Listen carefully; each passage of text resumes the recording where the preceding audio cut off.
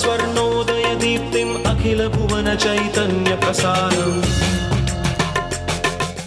నమస్కారం. మన ధర్మం కార్యక్రమానికి స్వాగతం. ఇవాటి మన ధర్మం కార్యక్రమంలో మన ధర్మ సందేహాలను నివృత్తి చేసేందుకు మనతో పాటు ఉన్నారు ప్రముఖ ఆధ్యాత్మికవేత్త, ధర్మశాస్త్ర నిపుణులు, మనందరికీ సుపరిచితులైనటువంటి ఆచార్య కాకునూరి సూర్యనారాయణమూర్తి గారు.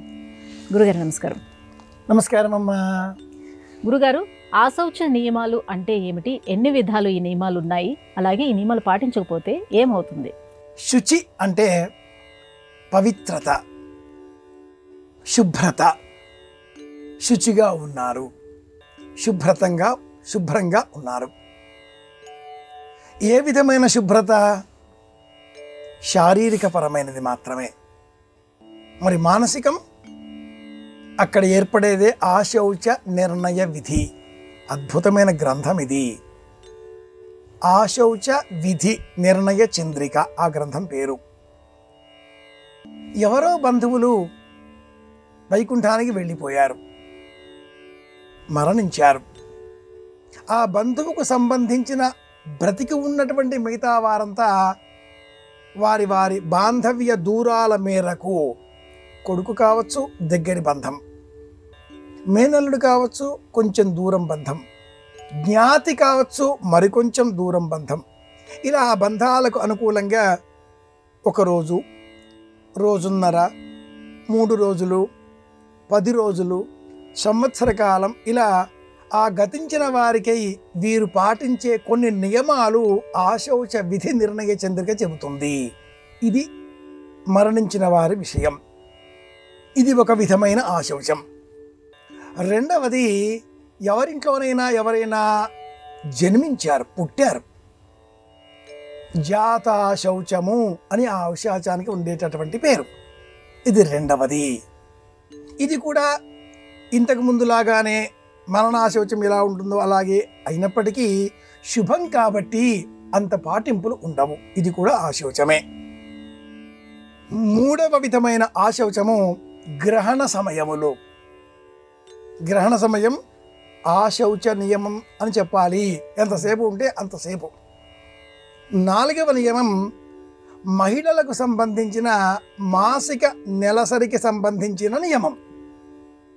27 రోజుల ప్రమాణంతో చంద్ర సంచారానికి అనుకూలంగా ఉండేటటువంటి ఈ నియమావళిలో కూడా 3 రోజులు, 4 రోజులు, 5 రోజులు వారి వారి దేశకాలమాన పరిస్థితులు, శరీర తత్వములను అనుసరించి ఈ నియమాన్ని అనుసరించవలసి ఉంటుంది. దేవతారాధన చేయకూడదు. ఇతరులనెవరిని కూడా ఇతరులెవరూ వారిని స్పృశించకూడదు. ఇది మరి ఒక విధమైనటువంటి 4వ రూపంలో ఉండేటటువంటి ఆశౌచం. 5వది మరి ఒకటి ఆశౌచం ఉంది. Salon, barber shop, cutting shop. అక్కడికి వెళ్ళి వచ్చినప్పుడు కూడా ఆశౌచమే. కేశఖండనం చేసుకున్నాం కదా, ఇది ఆశౌచము. 6వ ఆశౌచం శ్మశానానికి పొరపాటుగా వెళ్ళి వచ్చాం. ఇది 6వ ఆశౌచము. 7వ ఆశౌచం ఇంటిలో పెద్ద పక్షి, గుడ్లగూబ, ప్రవేశించడానికి అనుమతి లేనటువంటి పక్షులు ఇంటిలోనికి వచ్చిన ఎడలా, గబ్బిలం, ఇలాంటి సందర్భాలలో 7వది ఆశౌచం. ఇన్నింటిలో నేటి కాలంలో అనేకులు చర్చించేటటువంటి ఆశౌచం మహిళలకు సంబంధించిందే. అనవసరంగా అధికంగా ఈ విషయాన్ని గురించి ఆలోచన చేస్తున్నారు. ఆ సమయంలో వారి దేహం నుంచి వెలువడేటటువంటి ఓడోర్ వాసన కారకంగా పర్యావరణానికి కొంత కీడు కలుగుతుంది. మొక్కలు కూడా మాడిపోతాయి. కనుక వారిని ఆ 3 లేక 4 రోజుల పాటు విశ్రాంతి తీసుకోవలసింది అని ఇతరులు వారిని తాకరాదు. వారి స్వేచ్ఛకు భంగం కలిగించడం అన్న అంశం కాదు ఇక్కడ. మహిళలను గౌరవించి వారిని అర్చామూర్తిగా గుడిలో ఉంచి పూజించేటటువంటి సంస్కృతి మనది. కనుక ఆశౌచం అనగానే వారిని ఎవరినో తాకరాని వారు అన్నట్లుగా మనం ఆలోచన చేయకూడదు. విశ్రాంతిలో ఉన్నారు అన్న శబ్దాన్ని మనం వినియోగించాలి. ప్రభుత్వం వారి అనేక నిర్ణయాలు, నియమాలలో కూడా మహిళా ఉద్యోగులు ఎవరైతే ఉన్నారో వారికి ఇలాంటి ప్రత్యేక పరిస్థితుల కారకంగా ప్రతి నెలలో కూడా ప్రత్యేక సెలవులు ఇవ్వాలి అనే ఆలోచన కూడా ఒకటి ఆ ఆలోచనలో వారి వారి వాయిదా ముసాయిదాలలో ఉంది. కాబట్టి ఇన్ని విధాలుగా 7 విధాలుగా చెప్పుకోబడ్డ ఆ శౌచాలలో ప్రకృతికి పర్యావరణానికి హాని కలిగించేటువంటి పద్ధతులు లేక సందర్భాలు ఎక్కువగా ఉన్నాయి కాబట్టే దూరంగా ఉండాలి.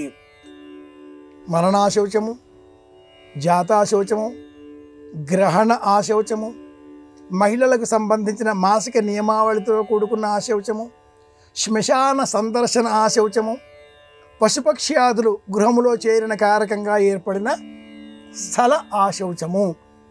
వీటిని గమనించినప్పుడు ఉపవాస వ్రతం పాటించాలి, మౌన వ్రతం పాటించాలి, సచేల స్నానం చేయాలి.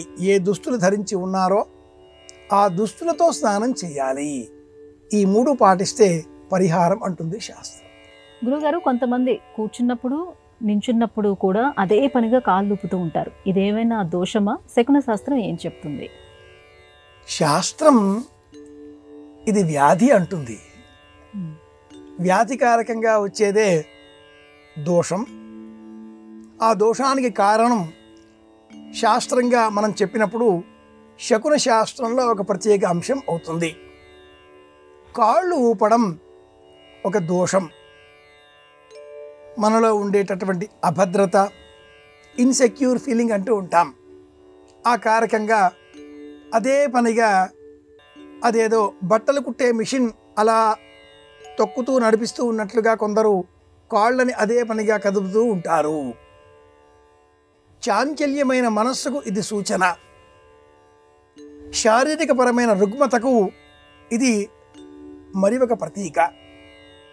ఎడమ దేహాన్ని కుడి దేహం, కుడి దేహాన్ని ఎడమ దేహం నియంత్రిస్తుంది అని ఆధునిక విజ్ఞాన శాస్త్రం కూడా నిరూపించింది. ఈ నేపథ్యంలో శరీరాన్ని 2 భాగాలుగా విభజించిన సనాతన విజ్ఞానం నిలువుగా కాకుండా అడ్డుకోటగా చూసినప్పుడు నాభి దిగువన ప్రాంతం జలధరింపుకు లోనైతే కీడు. అలా జలధరింపుకు లోనైనప్పుడు మాత్రమే కాళ్ళు ఇలా కదిలిస్తూ ఉంటాం. ఊర్ధ్వభాగం జలధరింపుకు లోనైనప్పుడు ఇది శుభం, ఇది మంచిదే, అదురుపాటు అన్న పేరిట ఈ శకున శాస్త్రం మనకు తెలియజేసింది. ఇందులో మళ్ళీ కుడి ఎడమ, మహిళలకు ఎడమ శుభం, మగవారికి ఎడమ అశుభం. ఇరువురికి సంబంధించి నాభికి దిగువన ఉండే భాగం అదురుపాటుకు లోనవుతే అది అశుభం.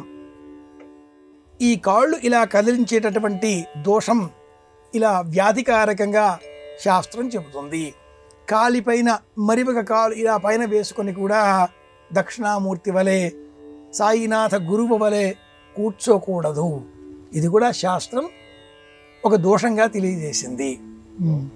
మహాభారతంలో కృష్ణ పరమాత్ముడు ఈ దేహాన్ని విడిచిపెట్టేటటువంటి సమయంలో ఒక చెట్టు కింద కూర్చొని కాలిపైన కాలు వేసుకొని ఆ కాలు కదుపుతూ ఉన్నాడు. కొందరు కదుపుతూ ఉన్నట్లుగా, ఆ బట్టలు కుట్టే మిషన్ కదుపుతూ ఉన్నట్లుగా కదిలే ఆ కాలి బొటన వేలు చూచి దూరంగా ఉన్న ఒక బాణాన్ని ధరించినటువంటి వ్యక్తి పూర్వజన్మలో అంగదుడు అంటారు. పౌరాణిక కథనాలు చెప్పేటటువంటి వారు. బొటనవేలు నెమలి కన్నుగా భావించి బాణం ప్రయోగించడంతో కృష్ణుడు దేహత్యాగం చేయవలసి వచ్చింది. ఆ ఉదాహరణలు చెబుతూ మనవారు కాళ్ళను అదే పదిగా ఊపరాదు, ఇది దోషం అని చెప్పారు. గురుగారు, వివాహం లేదా ఉపనయనం జరిగే సందర్భంలో ఒక రాయిని పెట్టి దానిపై నిలబడమని చెప్తారు, సన్నికల్లు అని అంటారు. ఈ ఆచారంలో ఉన్నటువంటి ఆంతర్యం ఏమిటి? పెళ్లి పుస్తకం అనే సినిమాలో ఈ మాట మనం చూడవచ్చు. సన్నకల్లు తొక్కగా సప్తపదులు నడవగా ఒకరికొకరు కనపడమే వైభోగం, శ్రీకారం చుట్టుకుంది పెళ్లి పుస్తకం, ఇక ఆకారం అని జ్ఞాపకం వస్తుంది. సన్నకల్లు, కల్లు అంటే రాయి అని అర్థం. వరాలు ఇచ్చే కళ్ళు కాబట్టి వరంగల్లు అన్నారు. ఇది సన్నని రాయి, గంధంగా అరగదీసే నిమిత్తమై ఉపయోగించేటటువంటి నున్నుపైనటువంటి రాయి, సానరాయి. వేదంలో ఈ సానరాయి పైన అమ్మాయి కాలు ఉంచి ఆ పైన అబ్బాయి తన కాలితో ఈ కాలి బొటన వేలిని అదిమి పెడతాడు. పాత మాయాబజార్ సినిమాలో మనం చూసినట్లయితే ఘటోత్కచుడు సావిత్రిగా రూపం ధరించిన తర్వాత మాయా సావిత్రి, ఉత్తరాకుమారుల తమాషా హాస్యస్ఫోరకమైన దృశ్యం కూడా మన జ్ఞాపకం తెచ్చుకోక తప్పదు. ఆ సందర్భంలో చెప్పేటటువంటి మంత్రం ఏమిటి అంటే ఆతిష్ఠే నమస్మా నమస్మే వత్వగ్ స్థిరాభవ అభితిష్ఠపృతన్యత సహస్వపృతనాయత. పెద్ద అనువాకం. ఇది అశ్మానము, సానరాయి. రాయి అనగానే ఎంత స్థిరంగా ఉంటుందో, కలకాలం ఉంటుందో, ఈ అమ్మాయిని వివాహం చేసుకున్న తర్వాత నేను అనబడే నా వ్యక్తిత్వం అంతే స్థిరంగా ఉండాలి. అదే ప్రకారంగా నాకు ధర్మచారిణిగా సహధర్మచారిణిగా వచ్చేటటువంటి ఈ చిన్నారి కూడా అంతే వ్యక్తిత్వంతో, నిండైనటువంటి మనస్సుతో, స్థిరమైన జీవిత లక్ష్యంతో జీవించాలి. ఎవరికి ఎవరు బానిసలు కారు, ఇరువురు సమానులే, ఇరువురు వ్యక్తిత్వం కలవారే. విడివిడిగా ఉన్న ఈ ఇరువురు ఈ సానరాయి సాక్ష్యంగా పైన కాలు పెట్టి ఇలా కాలిని అదిమి పెట్టి తొక్కేటటువంటి ఈ సందర్భంగా వేరువేరు కారు ఒకటే అనే భావనతో ఇరువురు కలిసి ఒకరుగా, రెండు శరీరాలకు ఒక మనస్సుగా కలకాలం ఉండే ఆ రాయికి ఎంతటి నిబద్ధత ఉంటుందో, దృఢత్వం ఉంటుందో, అంత దృఢత్వంతో నేను నా శక్తి, ఈ యువతి ఈమె శక్తి మేముగా మారబోతున్నాం. ఈ రాయి అందుకు మాకు ఉపకరణం. ఇలాంటి వాగ్దానపూర్వకమైన మంత్రజాలంతో వివాహంలో ఈ సందెకళ్ళు సానరాయిని వినియోగిస్తారు. ఉపనయనంలో కూడా ఆచార్యుడు వటువు ఈ ఇద్దరు కూడా కలిసి సావిత్రిని ప్రసన్నం చేసుకోవడం కోసం సూర్యోపాసన చేస్తారు. ఆ సూర్యోపాసన చేసే సందర్భంలో కూడా వ్యక్తిత్వ నిర్మాణం కోసం ఒక రాయి ఎంత దృఢంగా ఉంటుందో, నిబద్ధతతో ఉంటుందో, నియమ పాలనలో మేము కూడా అంతే నిబద్ధతతో ఉండాలి, ఈ వటువు కూడా అంతే నిబద్ధతతో ఉండాలి అని ఉపనయనంలో అయితే మరీనో ఆ బ్రహ్మచారిని సానరాయి మీదే నిలబడరా నాయన అంటారు. సానరాయి దేవతార్చనలో మనం గ్రామాంతరాలు వెళ్ళే సమయంలో ఇంటిలో ఉండే ఆ దేవతార్చనని ఈ సానరాయి సన్నికల్లి మీద పెట్టి మూత పెట్టి ఒక పుష్పం పెడితే నిత్య పూజ అయినట్లే. ఇది కూడా ధర్మశాస్త్రం చెబుతుంది. మనం ఇంట్లో ఉండం కదా, దేవతార్చన ఎట్లాగా సానరాయి మీద పెట్టి పుష్పం పెట్టి వెళ్ళవచ్చు. ఆ పైన గంధం చెక్క పెట్టాలి. సానరాయి దేవతార్చన పేటిక పైన గంధం చెక్క, రోజు పూజ అయినట్లే. సన్నకళ్ళు ఇంత విశేషంగా వాడతారు కనుకనే మరి ఈ రాయి ఎక్కడ వెతకాలి? తెలుగు వారింటే ఓ సామెత ఉంది. వివాహం కుదరగానే సన్నకళ్ళు దాచేశారట ఎవరో. ఆ సానరాయి దొరకకపోతే పెళ్ళి అయిపోతుందా? అలా కాకూడదు కనుక అమ్మాయి గౌరీ పూజకు కూర్చోగానే ఆ సానరాయిని తీసుకువచ్చి దానిపైన ఈ గౌరమ్మ పేటికను ఉంచి అమ్మాయి శ్రీమాత్రే నమః శ్రీమాత్రే నమః అంటూ కూర్చుంటుంది. ఇక్కడ అవసరం రాగానే ఆ గౌరీ పేటిక మూత పెట్టేసి అదే సన్నికల్ని తీసుకువచ్చి మంటపంలో వేదిక వద్ద ఉంచేస్తారు. ఇది నేపథ్యం, ఇది కథ. గురుగారు, అమ్మాయి అబ్బాయి ఇద్దరు నక్షత్రాలు ఒకటే అయినప్పుడు వాళ్ళకి వివాహం చేయకూడదని చెప్తారు. ఇంతకీ శాస్త్రం ఏం చెప్తుంది? ఏక నక్షత్ర సంజాత దోషం ఒకటి ఉంది.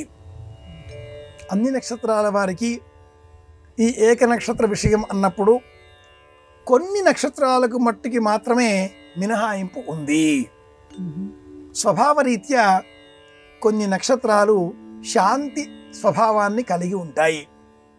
అలాగే 4 పాదాలు ఒకే రాశిలో ఉండే నక్షత్రాలు, రేవతి మొదలైన కొన్ని నక్షత్రాలు, వాటికి మాత్రమే ఈ మినహాయింపు ఉంది. ఒకే నక్షత్రం అయినప్పుడు నాడి ఒకటే అవుతుంది. ఇతర అంశాలు గణాలు అన్నీ కూడా కలిసి 28 మార్కులు వచ్చినప్పటికీ ఏకనాడి. అలాంటప్పుడు ఒకే నక్షత్రం అయినా కూడా పాదభేదం ఉండాలి అంటుంది జ్యోతిషం. ఇది రెండవ మినహాయింపు. మూడవ మినహాయింపుగా ఈ పాదభేదం కూడా వేరు వేరు రాశులకు చెందినప్పుడు, ఉదాహరణకు మృగశిర నక్షత్రం, అమ్మాయిది అబ్బాయిది మృగశిర నక్షత్రమే, కానీ అబ్బాయిది రెండవ పాదం, అమ్మాయిది మూడవ పాదం, ఇలా అనుకుందాం. అప్పుడు ఒకరిది వృషభ రాశి, మరి ఒకరిది మిథున రాశి అవుతుంది. రాశి కూడా మారిన కారకంగా ఒకే నక్షత్రం అయినప్పటికీ వీరి వివాహం జరిపించవచ్చు. ఇలా ఈ శాస్త్రం నాడీ దోషాన్ని చాలా ప్రత్యేకంగా పరిగణన చేసి కొన్ని సందర్భాలలో ఏక నక్షత్రం అసలు వివాహం చేయకూడదు. మనం కృష్ణమూర్తి సిద్ధాంతి గారిని జ్ఞాపకం తెచ్చుకుంటే, రాజమండ్రి సిద్ధాంతి గారు వారు నిర్ద్వంద్వంగా ఏక నక్షత్రం వివాహం చేయకూడదు అంటూ తేల్చివేశారు. ఎందుకు ఇలా అంటే, భార్యాభర్త ఒక బస్సుకు సంబంధించి ఒకరు డ్రైవరు, మరి ఒకరు టికెట్లు ఇచ్చే కండక్టరు. ఏక నక్షత్రం అయినప్పుడు ఇద్దరు డ్రైవర్లే అయితే టికెట్లు ఎవరు ఇవ్వాలి? పోనీ ఇద్దరు టికెట్లు ఇచ్చే వాళ్ళైతే బస్సు డ్రైవ్ చేసేది ఎవరు? కనుక తేడా ఉండాలి. రెండు ఒకే పోల్ అయినప్పుడు అయస్కాంత సూత్రం, సజాతి ధ్రువాలు వికర్షించుకుంటాయి, విజాతి ధ్రువాలు ఆకర్షించుకుంటాయి కదా. నార్త్ పోల్ సౌత్ పోల్ అన్నప్పుడు సజాతి ధ్రువాలు వికర్షించుకుంటాయి, విజాతి ధ్రువాలు ఆకర్షించుకుంటాయి. జ్యోతిషం కానీ, సంప్రదాయం కానీ, సనాతన ధర్మం కానీ, వీటన్నింటి వెనకాతల ఉన్న అంశం ఒక్కటే, అది విజ్ఞాన శాస్త్రం, సైన్స్. అది తెలుసుకుందాం, పాటించే ప్రయత్నం చేద్దాం. గురుగారు, స్నాతక వ్రతం అంటే ఏంటి? ఎప్పుడు నిర్వహిస్తారు? స్నాతక వ్రతం యొక్క ప్రత్యేకత ఏంటి? స్నాతకం అంటే ఈనాటి కాలంలో కాన్వకేషన్ అంటున్నాం. విశ్వవిద్యాలయాల్లో పట్టా ఇచ్చే సమయంలో కాన్వకేషన్ అన్న పేరిట విశ్వవిద్యాలయం వారు వైస్ ఛాన్సలర్, కొందరు ముఖ్య అతిథులు వారిని పిలిపించి ఎవరెవరికైతే పట్టా ప్రదానం చేస్తున్నారో వారందరినీ కూడా నిర్ణీతమైనటువంటి దుస్తులలో, ఏకరూప దుస్తులలో రప్పించి వారి చేత ఒక ప్రతిజ్ఞ చేయిస్తారు. నేను ఈ విశ్వవిద్యాలయం నుంచి ఐచ్ఛిక విషయంలో పట్టా పొందిన కారకంగా నాకు లభించిన ఈ విజ్ఞానాన్ని దుర్వినియోగం చెయ్యనని ప్రమాణం చేస్తున్నాను. ఉన్నత విద్యకై ఇతర విశ్వవిద్యాలయాలకు వెళ్ళే సమయంలో ఏ విధంగా కూడా ఈ సంస్థకు కీడు తలపెట్టనని, నేను చదువుకున్న ఈ విద్యను దుర్వినియోగపరచనని, ఇతరులెవరి నుంచి కూడా ఏ విధంగా కూడా కాపీ కొట్టలేదని, ఇది నా స్వార్జితమైన విద్య అని ప్రమాణం చేస్తున్నాను. ఇలాంటి వాక్యాలతో ఒక ప్రమాణం ఉంటుంది. దానినే మనం ఆధునిక పరిభాషలో స్నాతక వ్రతం అంటున్నాం. అయితే సంప్రదాయంలో వివాహపరంగా చేసేటటువంటి అనేక లాంఛనాలలో ఒకటిగా ఈనాడు ఈ స్నాతక వ్రతం మారిపోయింది. గురువు వద్ద ఉపనయనం అనంతరం 4 ప్రత్యేక వ్రతములను బ్రహ్మచారి ఆచరించేటటువంటి వాడు. ప్రాజాపత్యము, సౌమ్యము, ఆగ్నేయము, వైశ్వదేవము అనే ఆ 4 వ్రతాలు చేసిన తర్వాత తొలిసారిగా గడ్డం గీసుకొని గోదానం చేసి, కాశీ క్షేత్రానికి నేను ఉన్నత ఉద్యోగం కోసం వెళుతున్నాను, ఉన్నత చదువు కోసం వెళుతున్నాను, అనుమతించవలసింది అని చెప్పగా గురువుగారు అనుమతిస్తారు. తండ్రి గారు అప్పుడే అతడికి గొడుగు, కమండలము అందిస్తారు. ఆయన వెళ్ళిరా అంటారు. కాశీయాత్రలో పెళ్లి కొడుకుకు ఇవ్వవలసిన గొడుగు, చెప్పులు, ఛత్రము, చెప్పులు, పాదరక్షణం చెప్తాం మనం, అలాగే మరచెంబు మంచినీరు, ఇవి తండ్రి గారు ఇవ్వాలి, అబ్బాయి తండ్రి ఇవ్వాలి. అది కూడా అమ్మాయి అకౌంట్కే తోసేస్తున్నారు ఈనాటి కాలంలో. కానీ అది పుచ్చుకొని ఆ పిల్లవాడు వెళుతూ ఉండగా అమ్మాయి తండ్రి కన్యాదాత స్వయంగా విచ్చేసి, నాయన ఎందుకు వెళతావు? బ్రహ్మచర్యాశ్రమం కంటే కూడా గృహస్థాశ్రమం గొప్పది, మా అమ్మాయిని ఇస్తాను, వివాహం చేసుకో, ధర్మబద్ధంగా అనేక యజ్ఞయాగాది కర్తవ్యం నిర్వహించు అంటూ కాశీ యాత్రను ఇలా అక్కడితో పరిసమాప్తం చేసి తమ ఇంటికి తీసుకువెళ్తాడు. అబ్బాయి వివాహం చేసుకుని తన ఇంటికి తిరిగి వస్తాడు. అబ్బాయి వివాహం చేసుకుని ఆ సమయంలో ఆ వేదిక మీదికి అబ్బాయి తల్లి తండ్రి రాకూడదు, ఇది శాస్త్ర ప్రమాణం. ఈనాటి కాలంలో అబ్బాయి తల్లి తండ్రి కూడా వేదిక పైన అబ్బాయి వెంటే అంటి పెట్టుకుని ఉంటారు భయంతో. ఈ పిల్లవాడు అమ్మాయి కొంగున ఎటు కట్టేసుకుంటుందో ఎటు వెళ్ళిపోతుందో అన్న అనుమానంతో. అమ్మాయి తల్లి తండ్రి కూడా అమ్మాయి వెంటే ఉంటారు. కన్యాదానం చేసిన తర్వాత అమ్మాయి తల్లి వేదిక మీదికి రాకూడదు, ఇది ప్రమాణం. అతి జోక్యం కారణంగా అబ్బాయి తల్లిదండ్రులు అమ్మాయి తల్లిదండ్రులు ఈ స్నాతక వ్రతం కానీ కాశీయాత్ర కానీ వివాహం కానీ ఇలా విపరీత ఫలితాలు ఇచ్చేటట్లుగా మారుస్తున్నారు. శాస్త్ర ప్రమాణంగా అబ్బాయికి ఉపనయనం చేయడంతో తండ్రి పాత్ర ముగుస్తుంది. అలాగే 4 వ్రతాలు ఆచరింపజేయడంతో యజమాని ఆచార్యుడు పాత్ర ముగుస్తుంది. అతడు బ్రహ్మచారి తన కోసం తానే వివాహం చేసుకునే సంకల్పం చేస్తాడు. అంతకు పూర్వం చేసేదే స్నాతక వ్రతం, ప్రతిజ్ఞ. నా చదువు అయిపోయింది, నా చదువును దుర్వినియోగం చెయ్యను, ఇది స్నాతక వ్రతం. ఇంత జ్ఞానం లేని కారణం చేత ఆపస్తంభ సూత్రంలో ఏం చెప్పబడి ఉంది అంటే, స్నాతక వ్రతలోపేన ప్రాయశ్చిత్తం అభోజనం. కనుకనే నేటికి వివాహ సమయంలో స్నాతకం వ్రతం అయినది మొదలుగా కన్యాదానం వరకు అబ్బాయి భోజనం చేయకూడదు, అన్నం తినకూడదు. ప్రత్యామ్నాయంగా మరింకేమైనా అవో ఇవో తినండి అని చెప్తూ ఉంటారు. ఈ వ్రతం ఎలాంటిది? అసలు ఏమిటి ఈ వ్రతాలు?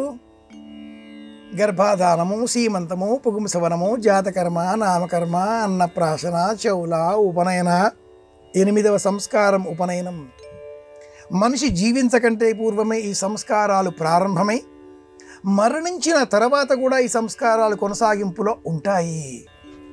దేహం విడిచిపెట్టిన తర్వాత కూడా తదుపరి వచ్చేటటువంటి మనమడు ముని మనమరాలు వరకు కూడా వారి వారి వివాహ కాలాలలో కూడా నప్త్రీం పౌత్రీం పుత్రీం కన్యాం నప్త్రే పౌత్రాయ పుత్రాయ వరాజ, ఫలానా వారి ముని మనమడు, ఫలానా వారి మనమడు, ఫలానా వారి మనమరాలు, ఫలానా వారి కుమార్తె, ఇలా మరణించిన తర్వాత కూడా వారిని స్మరించేంత కాలం ఈ సంస్కారాలు కొనసాగుతాయి. అందులో ఒక వ్రతం పేరు స్నాతక వ్రతం. స్నాతక వ్రత లోపేన, ఈ వ్రతం లోపం చేయకూడదు. కనుక సులభమైనటువంటి మరి ఒక ప్రత్యామ్నాయ మార్గం ఏమిటి అంటే మౌన వ్రతాన్ని పాటించడం, నిశ్శబ్దంగా ఉండడం. ఈ వ్రతానికి పరిసమాప్తం ఎప్పుడు అంటే పెరుగు బెల్లం స్వీకరించడం. అది తిన్న మరుక్షణం ఈ వ్రతం పరిసమాప్తం అవుతుంది. ఎక్కడో ప్రారంభం చేసి ఎక్కడో పూర్తి చేసిన ప్రతి ఆచారం వెనుక వైజ్ఞానిక కోణం ఉంటుంది. ఆనాటి కాలంలో దేశంలో ఉండే సమస్త విశ్వవిద్యాలయాలలో బెనారస్ యూనివర్సిటీ, కాశీ విశ్వవిద్యాలయం శిఖరాయమానమైనటువంటి విశ్వవిద్యాలయం కనుక ఎక్కడ ఉండేవారైనా కూడా అక్కడికి వెళ్ళి చదువుకోవాలి, కాశీ పండితుడు అన్న పేరు తెచ్చుకోవాలి. కనుక ఉన్నత విద్య కోసం ఎవరు వెళ్ళినా ఎక్కడికి వెళ్ళినా కూడా కాశీయాత్ర అలా పడిపోయింది ఈ కథ. ఇది నేపథ్యం, ఇది ఉద్దేశ్యం. గురుగారు, ఇవాళ మన ధర్మం కార్యక్రమంలో మాకు వచ్చినటువంటి ఈ సందేహాలన్నీ కూడా నివృత్తి చేసినందుకు ధన్యవాదాలండి. కృష్ణార్పణం. ఇది ఇవాళ మన ధర్మం కార్యక్రమం. రేపటి మన ధర్మం కార్యక్రమంలో మళ్ళీ కలుసుకుందాం. నమస్కారం. ఈ కార్యక్రమాన్ని తిరిగి చూడాలనుకుంటే www.youtube.com/ETV Life Spiritual లో చూడవచ్చు.